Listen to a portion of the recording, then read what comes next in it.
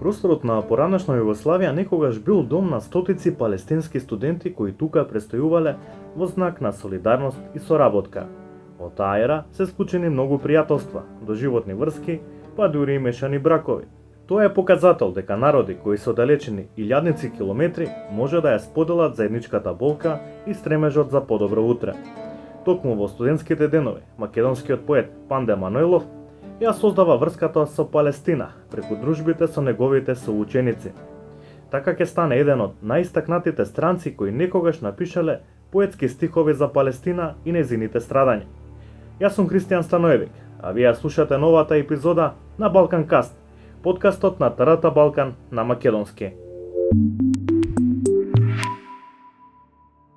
Палестинците ми се многу мили и арапите, затоа што студирав на правни науки во Загреб, имаше многу арапи, големи пријатели.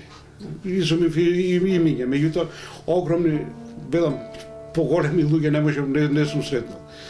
Се живеевме како браќа. Јас во основа семејно така бев по-сиромав.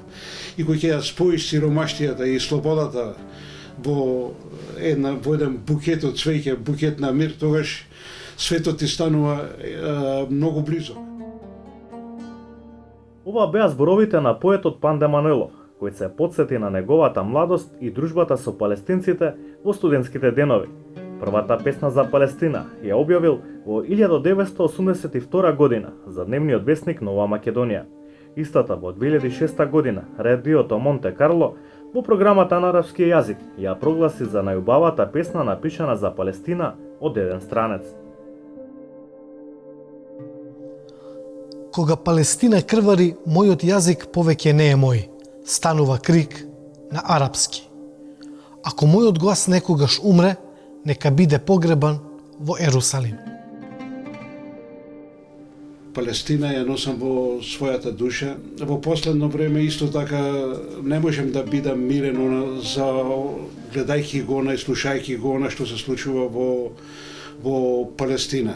Не можем да преминам преку фактот да убијат човек со знамето на Палестина врака, а тој со без двете нозе, или да уапсат, да затворат една млада девојка од 16 години, да ја осудат на 2 години затвор, затоа што го носи палестинското знаме и затоа што се бори за сопствената Палестина.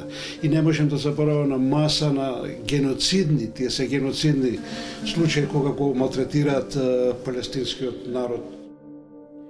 Цвеќе на слободата, Бог нека суди, болка.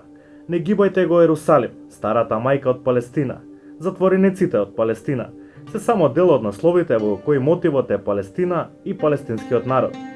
Иако никогаш не ја посетил Палестина, неговите зборови се врежале таму, а палестинската борба ја гледал како универзална болка, што ја чувствувал длабоко низ неговото творење.